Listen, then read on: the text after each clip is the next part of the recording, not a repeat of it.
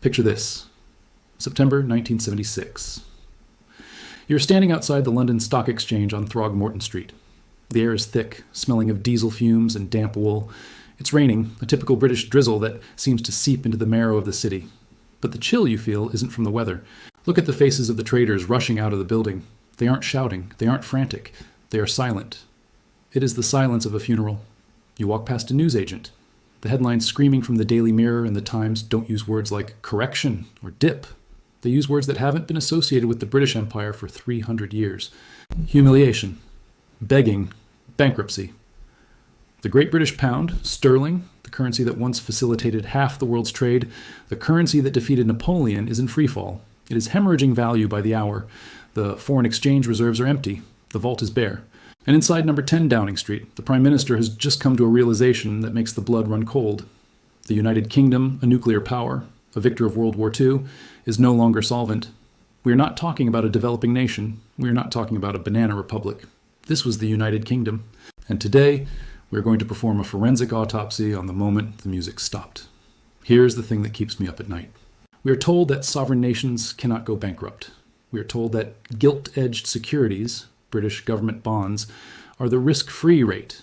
Your financial advisor, your pension fund manager, the talking heads on the BBC, they all operate on this assumption. They assume that because a country is developed, it is immune to the brutal mathematics of insolvency. They are lying to you. Or, to be more charitable, they are ignoring the pathology reports of history. What happened in 1976 wasn't a political event. It was a mathematical inevitability. It was a mechanism. And if you don't understand the mechanics of what broke the Bank of England in 1976, you have no way of protecting yourself when the exact same mechanism engages again.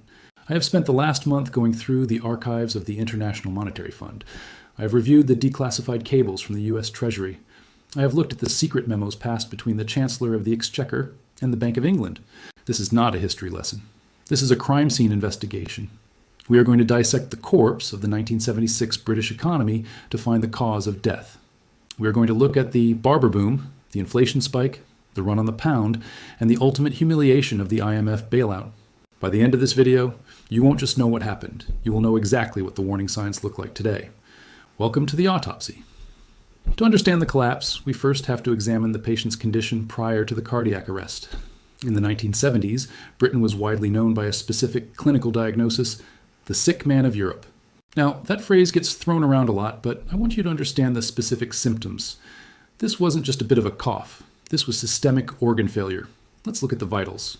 Between 1950 and 1973, the UK's growth rate was consistently lagging behind its competitors. Germany was rebuilding. France was industrializing. Japan was surging. Britain? Britain was resting on its laurels, suffocated by an outdated industrial base, and a labor market that was, quite frankly, at war with itself. But the infection that would eventually kill the pound started in the early 1970s. It began with a phenomenon we call the Barber Boom, named after Anthony Barber, the Chancellor under the Heath government. Here is the mechanism. And I want you to pay very close attention to this, because it is the exact same mechanism used by central banks globally in 2020.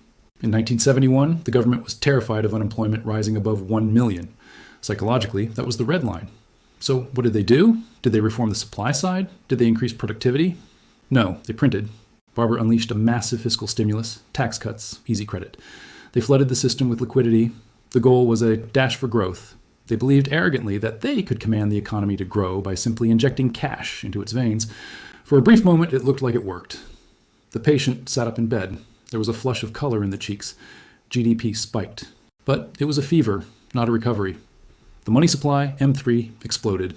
We are talking about an increase of over 25% per year. Now, pause. Think about that.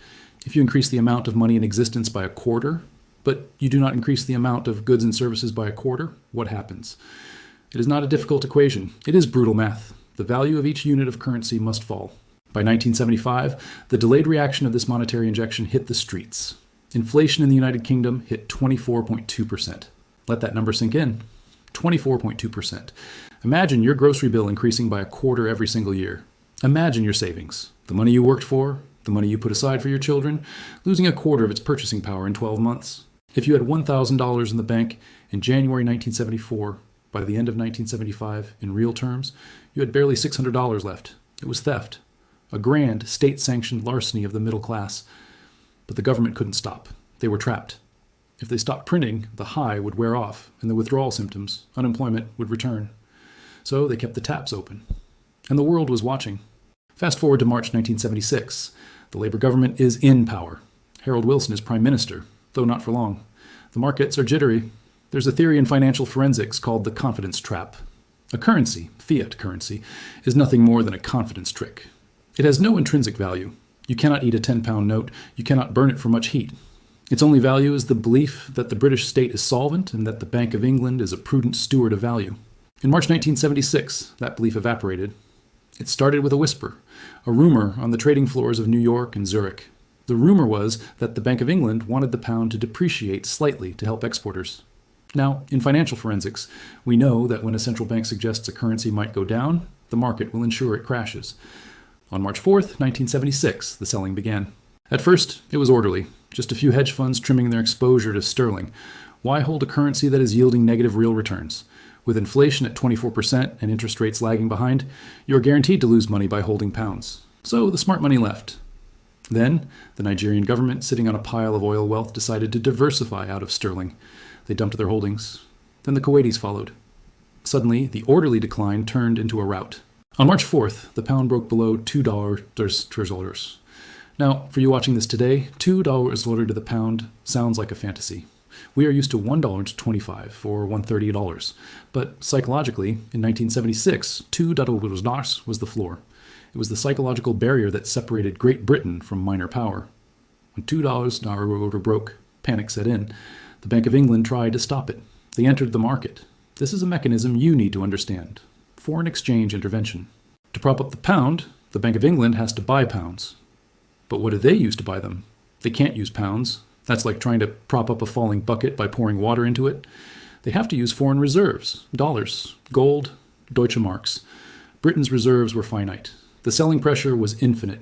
Every hour, the Bank of England was burning through millions of dollars of reserves, buying sterling that nobody wanted, just to keep the price on the board from flashing red. It was like trying to stop a tsunami with a teacup. And then, right in the middle of this financial hemorrhage, the political leadership decapitated itself. On March 16, 1976, Harold Wilson resigned. He didn't give a clear reason: exhaustion, health. The forensic historians debate it to this day, but the timing could not have been worse. The markets hate uncertainty. And now, the sick man of Europe had no doctor. James Callahan took over. Sonny Jim. A man of the old school, he believed in the old ways. He believed that if you just held your nerve, things would stabilize. But the currency markets do not care about your nerve. They only care about your balance sheet. Callahan and his chancellor, Dennis Healy, faced a terrifying reality. The social contract, the deal they had made with the trade unions to keep wages high and employment full, was incompatible with a stable currency. They had to choose. Option A, defend the pound. This meant raising interest rates to 15% or 20%, stopping the printing press, and cutting government spending. This would cause a recession, anger the unions, and likely bring down the government. Option B, let the pound collapse. This would cause hyperinflation. Remember, we were already at 24%. Destroy the savings of the middle class, and make imports of food and fuel prohibitively expensive. They tried to find a middle way. They tried to borrow their way out of debt. This is the gambler's fallacy. When you're in the hole, the forensic data shows that 90% of distressed entities, companies or countries, try to borrow more to cover the interest on previous debts. Britain went to the Americans. They went to the Germans. They secured a standby credit facility of $5.3 billion in June 1976. It was a massive amount of money. The headlines cheered. The pound is saved. International support for Britain. It vanished in 3 months. Think about that. 5.3 billion vaporized. The market looked at the credit line, realized that Britain hadn't changed its spending habits, hadn't reformed its economy, and was simply using the credit card to pay the mortgage. So the market attacked again. History has a dark sense of humor. As the currency was drying up, so was the water. The summer of 1976 was one of the hottest on record. The reservoirs ran dry. The government appointed a minister for drought. Standpipes were erected in the streets. The imagery was biblical. A once great empire now literally running out of water and money at the same time. But the heat in the city of London was even more intense. By September 1976, the $5.3 billion credit line was due for repayment in December. The reserves were gone. The pound was approaching $1.60. The gilt-edged market, the government bond market, went on strike. This is a term you need to know. The buyers strike. The government needs to sell gilts to fund its spending. But in the autumn of 1976, nobody would buy them. The institutions, the pension funds, the insurers, they all sat on their hands. They said, "We will not lend you money at 13% when inflation is 20%. We are losing money." The government was literally running out of cash to pay the wages of nurses, teachers, and civil servants. Chancellor Dennis Healey was cornered. He had tried to bluff the market, and the bluff had been called. He had tried to borrow from friends. The friends had tapped out. He had tried to spend his way to growth. The growth never came. There was only one door left open, the door that no developed nation had ever walked through, the lender of last resort, the International Monetary Fund.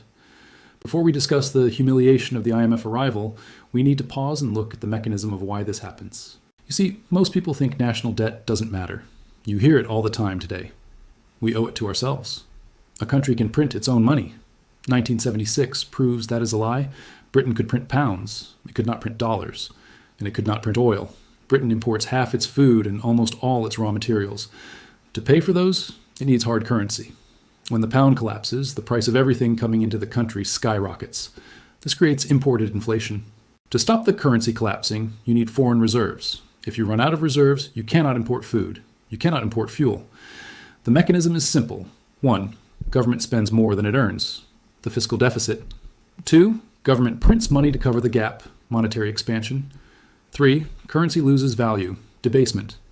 4. Foreign lenders stop lending. Capital flight. 5. The country hits the balance of payments wall. In September 1976, Britain hit the wall at 100 miles per hour. The reserves were effectively negative. The Bank of England was engaging in forward operations, essentially betting on the future value of the pound just to get cash for today. It was the behavior of a degenerate gambler at the roulette table at 4 a.m. Dennis Healey later admitted that he was terrified the country would literally run out of money to pay for imports. He had visions of food riots. This is the reality of a sovereign debt crisis. It isn't just numbers on a screen. It is the sudden stop of the conveyor belt of civilization. And so the decision was made. The telegram was sent to Washington. Britain was ready to beg. So we have established the cause of death. Chronic fiscal indiscipline compounded by monetary debasement leading to a loss of creditor confidence. But the surgery was yet to begin. When a company goes bankrupt, the liquidators come in, they fire the management, they sell the assets, they strip the building to the copper wiring. When a country goes bankrupt, the IMF comes in. And in 1976, the IMF was not interested in being polite.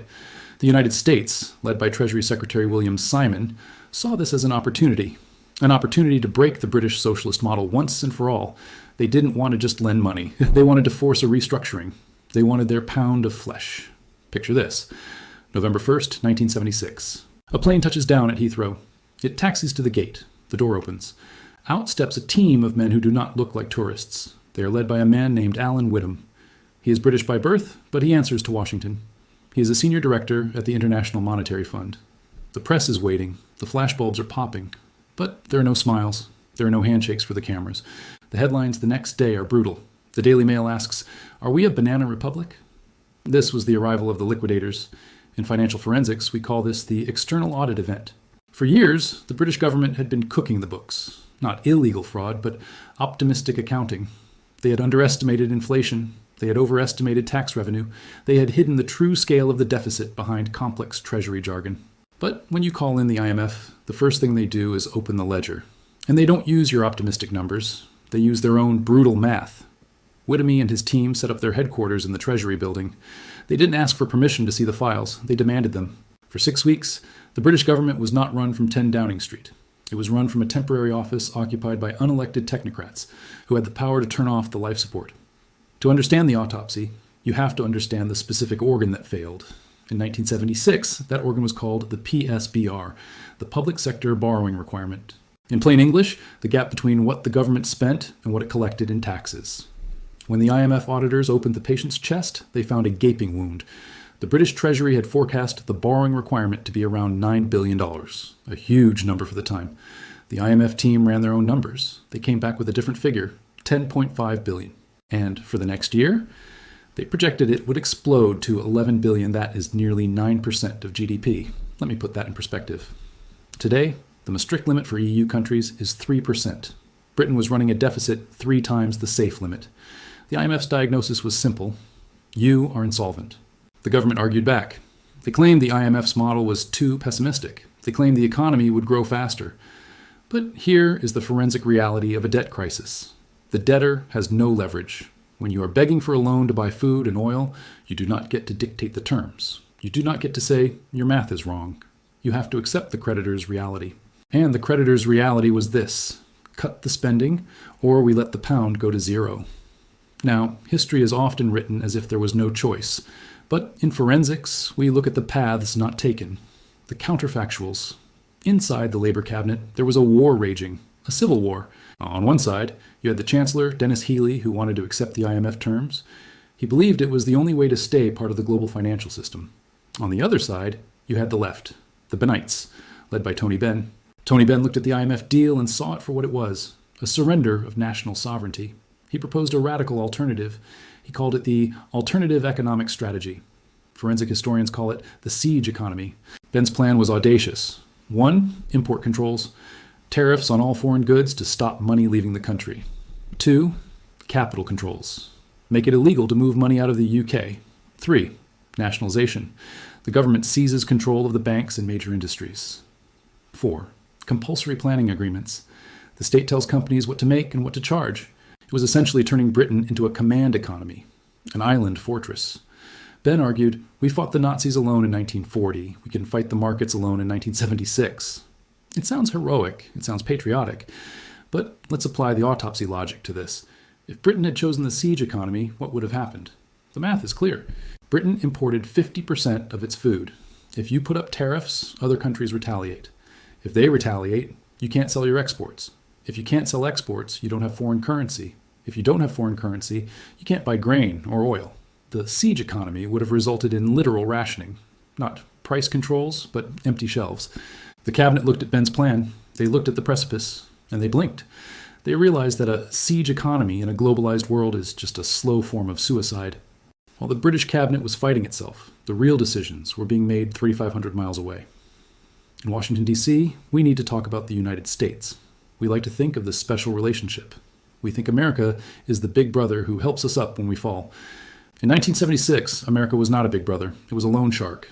The U.S. Treasury Secretary was a man named William Simon, a free market fundamentalist, a man who believed that the British welfare state was a disease that needed to be burned out. Declassified cables from the U.S. Treasury reveal the brutal truth. Simon explicitly told the IMF to be tough. He did not want to just lend Britain money. He wanted to use the crisis to force Britain to dismantle its socialist policies. He used a chilling analogy. He compared Britain to a drunk. He said, if you give a drunk money, he just buys more whiskey. You have to cut him off. You have to force him to get sober. The whiskey, in this case, was the National Health Service, the council housing, the education budget, and the full employment policies. Simon wanted to break the British addiction to public spending, and he had the leverage. The U.S. held the veto power at the IMF. If Simon said no, Britain got nothing. The Germans agreed. The German Chancellor, Helmut Schmidt, told Callahan, we will help you, but you must put your house in order. Britain was alone. The empire was gone. The Allies were now creditors. And creditors do not have friends, they have collateral. Back in London, the cabinet meetings in late November and early December became legendary. They were marathons of exhaustion. Imagine 24 men and women trapped in a room, knowing that whatever they decided would betray the people who voted for them. They had been elected on a manifesto of spending. Now they had to sign a death warrant for that manifesto. Chancellor Dennis Healey became the ogre. He had to present the cuts. $3 billion, that was the number the IMF demanded. In today's money, that is roughly $25 billion. But in the smaller economy of 1976, it was colossal. Healey proposed cutting food subsidies, making bread and milk more expensive, housing subsidies, making rent more expensive, defense spending, shrinking the military, road building, stopping infrastructure, and selling off the government's shares in BP, British Petroleum. This last point is crucial. Asset stripping. When a distressed company needs cash, it sells its best assets. Britain was forced to sell a massive chunk of BP, its strategic energy reserve, just to get cash to pay the bills. The left wing of the party screamed betrayal. They cried. Some threatened to resign. But James Callaghan, the Prime Minister, played a masterstroke of cynical politics. He told them, if we don't sign, the pound stops trading. If the pound stops trading, we cannot buy food. If we cannot buy food, there are riots. If there are riots, the government falls and the Tories win. It was fear, pure, unadulterated fear. On December 12th, 1976, the cabinet voted. By a narrow margin, they agreed to surrender. On December 15th, 1976, Dennis Healey signed the Letter of Intent. It is a fascinating document. I have read it. It reads like a confession. It commits the British government to strictly limit the growth of the money supply. It commits to specific cuts in the PSBR. It commits to regular inspections by the IMF team. Basically, Britain handed over the keys to the economy. The loan was approved. $3.9 billion. The moment the news hit the wires, the panic stopped. The pound stabilized. The interest rates started to tick down. The City of London breathed a sigh of relief, but the patient, while alive, was changed forever. The post-war consensus, the idea that the government could fix any problem by spending money, was dead on the table. The autopsy shows that the 1976 bailout was the end of the socialist experiment in Britain. It paved the way for something new, something that would arrive 3 years later in the form of Margaret Thatcher. You see, the cuts that Thatcher is famous for, the austerity, it didn't start in 1979. It started here in 1976 under a Labour government at the barrel of an IMF gun. Before we move to the aftermath, we need to extract the forensic lesson from this section. The lesson is called conditionality. This is the trap. When the system offers you a lifeline, whether it is a personal loan, a mortgage bailout, or a sovereign debt package, it always comes with conditionality. They give you the liquidity, the cash, but they take the sovereignty, the control. In 1976, Britain traded its economic independence for a few $1 billion of credit. And here's the thing that keeps me up at night. Look at the UK today. Look at the debt to GDP ratio. It is nearly 100%. Look at the deficit. We are currently relying on the kindness of strangers, foreign investors, to buy our gilts. What happens when they stop? What happens when the next crisis hits? And the only entity big enough to bail out the UK is who? The IMF again? Or perhaps a central bank digital currency with strings attached? The mechanism of 1976 is waiting. It is dormant, but it is not dead. In medicine, when you perform a transplant, the biggest risk is not the surgery itself. It is the rejection. The body realizes that something foreign has been inserted into it, and its immune system attacks the new organ.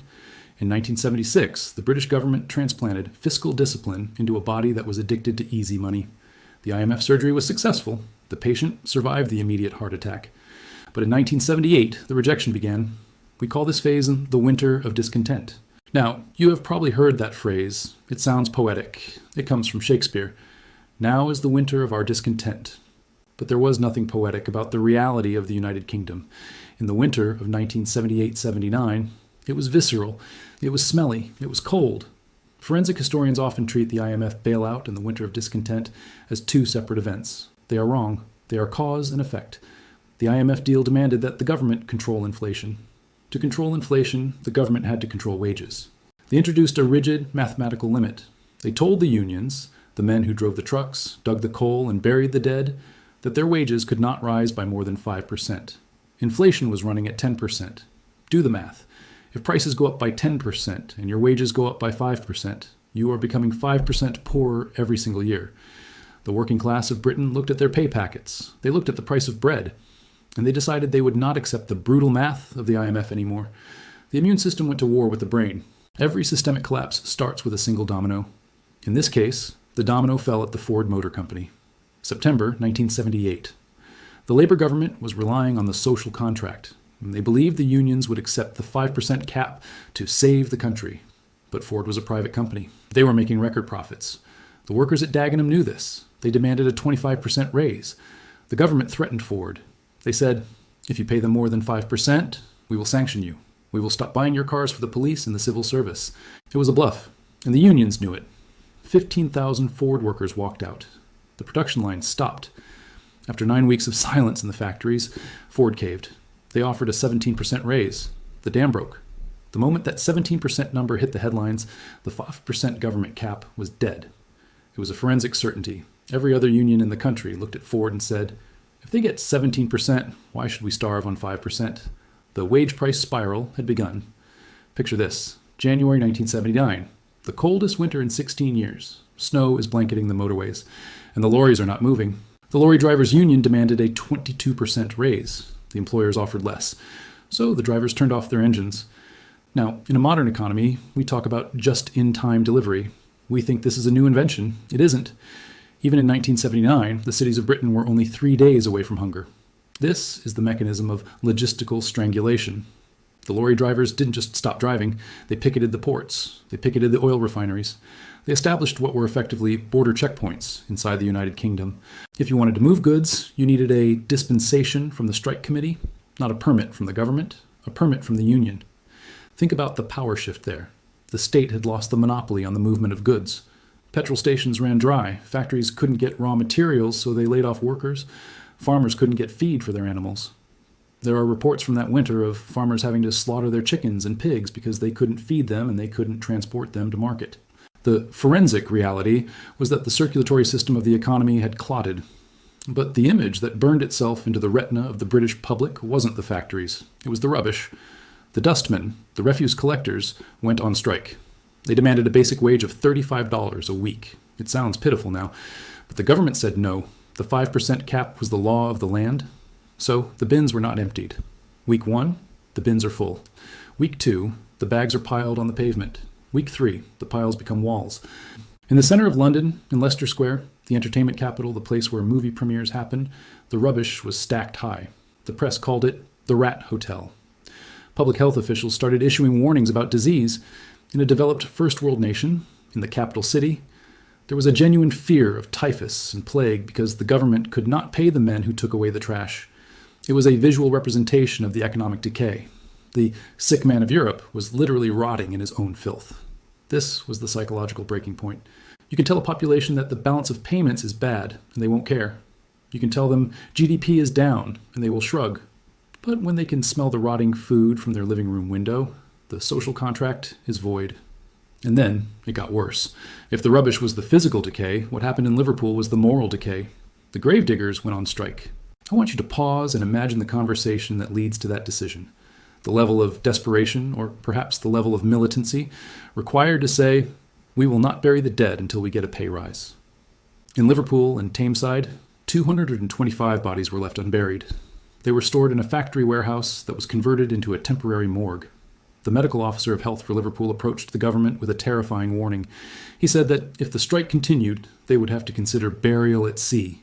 Burial at sea. 4 grandmothers and grandfathers in Liverpool, because the local council couldn't agree on a wage settlement. This moment, the unburied dead, is critical in our autopsy. It was the moment the public sympathy shifted. At the start of the winter, people sympathized with the workers. They knew inflation was hurting everyone, but when you stop burying the dead, you cross a line. You are no longer the victim, you are the villain. The forensic lesson here is about the moral hazard of collectivism. When the state is responsible for everything, for your wages, for your prices, for your rubbish, for your burial, then every dispute becomes a political crisis. There is no private resolution. Every strike is a strike against the state. The society turned on itself. It wasn't the workers versus the bosses. It was the people versus the chaos. Where was the prime minister while the rats were breeding in Leicester Square? He was in Guadeloupe, a summit, a tropical island. On January 10th, 1979, James Callaghan flew back to a frozen, striking, miserable Britain. He stepped off the plane at Heathrow, tanned and relaxed. A reporter asked him, "What is your general approach in view of the mounting chaos in the country at the moment?" Callaghan replied, and I am paraphrasing, but this is the sentiment, that he didn't think other people in the world would share the view that there was mounting chaos. The next day, the Sun newspaper ran the most famous headline in British political history. Crisis? What crisis? Callaghan never actually said those exact words. But historically, it didn't matter. It captured the vibe. It showed a leader who was completely disconnected from the reality on the ground. It was the Marie Antoinette moment of the Labour government. Let them eat cake? No. Let them stack their own rubbish. The government had lost control of the narrative. They looked weak. They looked impotent. They were watching the country burn and telling the public it was just a little smoke. The end came on March 28th, 1979. The government had lost its authority. It had lost the unions. It had lost the public. Now it lost Parliament. A vote of no confidence was tabled. This is a rare event. It is the parliamentary equivalent of a firing squad. The debate was fierce, but the math, again, the brutal math, was against Callaghan. The result was announced in a silenced chamber. For the government, 310. Against the government, 301. 1 vote. The government fell by a single vote. Legend has it that one Labour MP was too sick to travel and another was delayed, but forensics doesn't care about what-ifs. The government that had brought in the IMF, that had imposed the 5% cap, that had presided over the winter of discontent, was dead. The autopsy was complete. The patient, the post-war Labour consensus, had died of multiple organ failure. And waiting in the wings, holding the scalpel for the next surgery, was Margaret Thatcher. Before we move to the final conclusions, we need to understand the mechanism of the pendulum. In financial history, markets and societies never correct to the center. They overshoot. When a currency is overvalued for too long, it doesn't just drop to fair value, it crashes to undervalued. Now, when a society is too loosely governed for too long, too much spending, too much chaos, too much union power, the reaction is never moderate reform. The reaction is extreme correction. The winter of discontent was the extreme that justified the reaction. Without the rubbish in the streets, there is no Thatcherism. Without the unburied dead, there is no privatization. Without the inflation of the 1970s, there is no Big Bang of the 1980s. The public was so traumatized by the chaos of 1979 that they were willing to accept a medicine that was even more bitter than the disease. They were ready for the shock therapy. May 1979. The voters of Britain looked at the rubbish, the unburied dead, and the IMF loan, and they made a decision.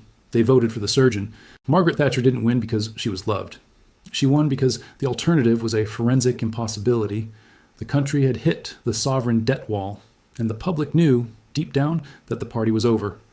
But here's the twist in our investigation. The 1976 IMF bailout didn't just force cuts. It forced a complete genetic mutation of the British economy. Before 1976, Britain was an industrial power. We made cars, ships, steel, and coal. After 1976, and accelerating through the 80s, Britain became a financial power. Why? Because when you're drowning in debt, you need bankers more than you need welders. The mechanism shifted. To pay off the debts and keep the currency stable, the UK had to attract foreign capital. How do you attract foreign capital? You deregulate the City of London, you smash the unions to lower labor costs, you sell off the state assets to plug the budget gaps. The Big Bang of 1986, the deregulation of the financial markets, was the direct spiritual successor to the IMF humiliation of 1976. We stopped making things and we started trading paper. It worked. The sick man of Europe put on a suit and became the banker of Europe. The GDP recovered, the pound stabilized, but the autopsy reveals a hidden scar. We traded solvency for liquidity. We traded a manufacturing base for a service economy. And that brings us to the most terrifying part of this investigation, the comparison to today. I told you at the start that this is not a history lesson, it is a warning. Let's look at the brutal math of 1976 versus the reality of the British economy right now. Metric 1, public debt. In 1976, when the country went bankrupt and had to beg the IMF, the debt to GDP ratio was roughly 50%. Today, it is pushing 100%. Think about that. We are twice as indebted today as we were when the system collapsed in 76. The only reason we haven't imploded yet is because interest rates were artificially suppressed for a decade. But that suppression is over. Metric 2, the tax burden. In 1976, the tax rates were high, but the overall tax burden as a share of the economy was lower than it is now. Today, the tax burden is at the highest level since the Second World War. The state is taking more from you than Dennis Healey ever dared. Yet the services, the NHS, the roads, the police, are breaking down. Metric 3, the twin deficits. In 1976, we had a budget deficit and a trade deficit. Today, we still have both. We are still buying more from the world than we sell. We are still spending more than we tax. The pathology is exactly the same. The symptoms are identical. The only difference is the scale. The numbers today are bigger, the leverage is higher, the bubble is larger, and we don't have North Sea oil coming online to save us this time. In the 1980s, oil revenue paid for the transition. Today, we are a net importer of energy. The safety net is gone. You might be thinking, but we are a rich country now. It can't happen again. It already happened. September 2022. The mini budget. I want you to look closely at this chart. This is the yield on the 30-year British gilt, the risk-free asset. In the space of 3 days, the price of British government debt collapsed. It wasn't a correction. It was a run on the bank. Pension funds, the people holding your retirement money, were hours away from insolvency. They received margin calls they couldn't meet. Why? Because the international markets looked at the British government's plan to borrow more money and said, no. Just like in 1976, the bond vigilantes returned. They looked at the UK's balance sheet, saw the same PSBR black hole that the IMF saw, and they went on strike. The Bank of England had to panic print $65 billion to stop the entire pension system from vaporizing. That wasn't a political blunder. It was a forensic stress test. And the system failed. It proved that the UK is still on the same leash it was on in 1976. The moment the government tries to step out of line, the bond market tightens the noose. Here's the thing that keeps me up at night. In 1976, the IMF had the money to bail out the UK. The deficit was billions.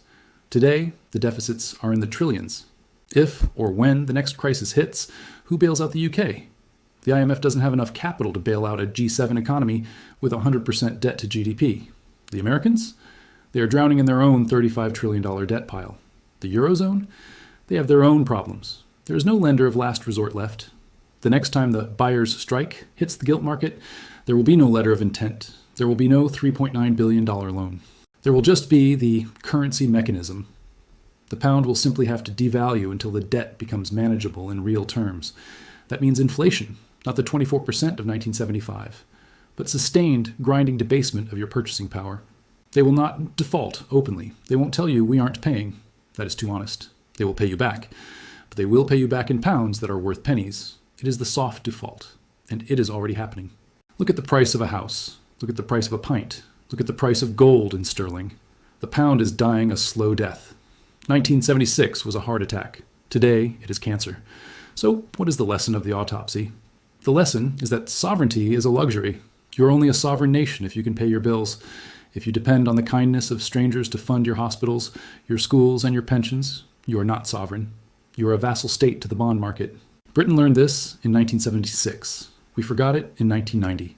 We ignored it in 2008. We were reminded of it in 2022. The cycle is tightening. The politicians, red or blue, will not tell you this. They cannot tell you this. Their job is to sell you the dream of growth and spending. My job, as a financial historian, is to show you the nightmare of the balance sheet. The mechanism of 1976 never went away. It just went underground. Now, I know this is heavy. I know looking at a forensic pathology report of your own country is uncomfortable. But there is a reason we do autopsies. We do them to learn how to survive. If you know the currency is the release valve, you don't hold the currency. If you know the gilt is not safe, you don't trust the risk-free rate. If you know the supply chain is fragile, you don't rely on just in time. You prepare, you diversify, you exit the system that is designed to trap you. Because when the next winter of discontent arrives, and the math says it must, the IMF won't be coming to save you, you have to save yourself. If you want to understand the exact assets that historically survive a sovereign debt crisis, from gold in the Weimar Republic to real assets in the 1970s, I have broken it down in my private newsletter. I don't deal in stock tips. I deal in financial forensics. It's free, unlike the advice you get from the mainstream media, which costs you your wealth. Link is in the description. And one last thing. If you watch this far, if you're part of the 1% of people who actually want to know the truth about our economic history, drop a Union Jack emoji in the comments. Not because you blindly trust the state, but because you understand what happened to it. I'll see you in the next autopsy.